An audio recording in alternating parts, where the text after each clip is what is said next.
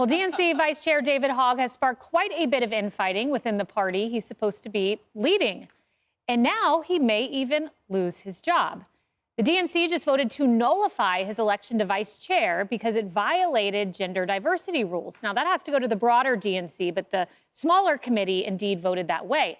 Now, those rules aren't unusual. The RNC has similar guidelines. But could Democrats have moved on that election challenge because of comments like this?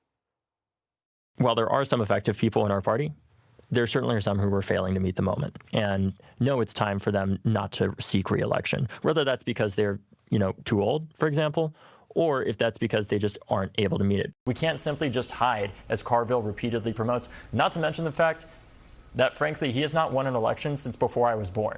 I think it's time for some new voices in our party. What I think happened last election is younger men, they would rather vote for somebody who, even if they don't completely agree with, they don't feel judged by. Young people should be able to focus on what young people should be focused on, which is how to get laid and how to go and have fun. Well, Hogg claims that the party is out to get him after those remarks, but that did not sit well with fellow co-chair Malcolm Kenyatta. Where we really need to change what we're doing in the way that we're approaching voters. And yet, we have spent now weeks talking about one person, not about what the party needs to do, but talking about one person. And now, as this new thing has happened, the press is rushing to take David's word for it, that this is yet another way that people are trying to get him. David knows that this challenge was submitted weeks before David ever announced what he was doing with Leaders We Deserve. Peace and harmony at the DNC as David Hogg clapped back at his co-chair. And the belief now is that this is a useful opportunity that unfortunately has caught up Vice Chair Kenyatta as well in it to use a simple majority in order to essentially vote me out instead of the two-thirds or the two-thirds requirement that they would have to officially remove me as an officer, because the consensus prior to this was that this was not going to move forward, but they believe, many of the members that I have talked to, that it is moving forward as a convenient way to remove me effectively with a simple majority. Okay, so Hogg insists this is because of his criticisms. Laura, the other side insists that this was a challenge because of gender diversity rules. The RNC has gender diversity rules. I get that. Yeah. You were co-chair at the RNC.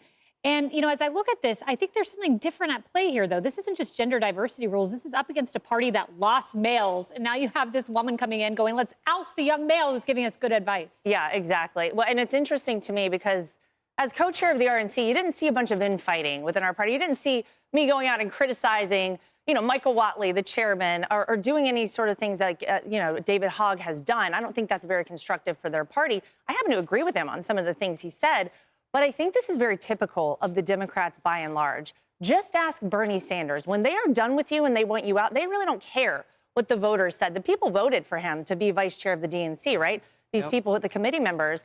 Ask Bernie Sanders in 2016. Ask Dean Phillips and RFK Jr., who wanted to primary Joe Biden. They didn't get a shot at it. Just ask Joe Biden himself, because when they were done with him, they booted him right out for Kamala Harris. This is pretty standard play, I think, for the Democrats in large. I love that you took it there, because that is where my head was at with this. Kevin, as you look at this, you have the Bernie context where Donna Brazile came out and exposed this joint fundraising agreement at the DNC.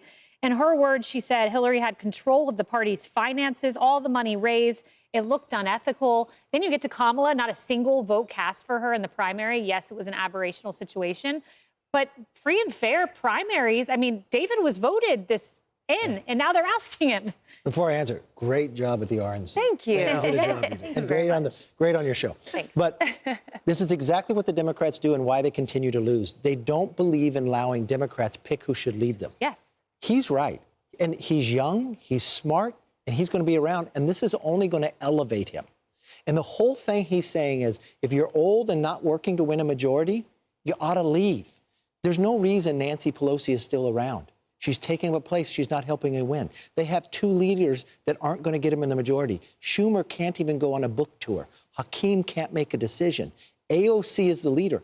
AOC has raised more money in the last quarter than any member in Congress, 3 times as much as the Speaker. He's going to be next. And this is the future. If you want to win a majority, you have to fight for it. If you have people, a Maxine Waters that stays around all these years, It motivates nothing for them. Now, I don't want to solve their problem. I want to keep being a general. Yeah. But he's right, and they're going to elevate him, and he should fight this, and he will become the chairman of the party or get elected. So on the point of not solving their problem, let me just say I agree with the chair of the DNC who says you can't be a referee and a player. He's saying we can't go out and pick who the primary candidates are. We have to be neutral. David wants us to play in primaries. Yeah, you know, a couple things. I saw the flames you threw at Hakeem Jeffries. He can't make a decision. He can't. Yeah. Oh, my goodness. There's two types of leader, a thermometer or a thermostat. He is a thermometer. He can't do anything else. Wow. No, it's he true. can take the temperature, but he can't regulate it. Oh, He can't. wow. Winston Churchill Okay. will regulate it.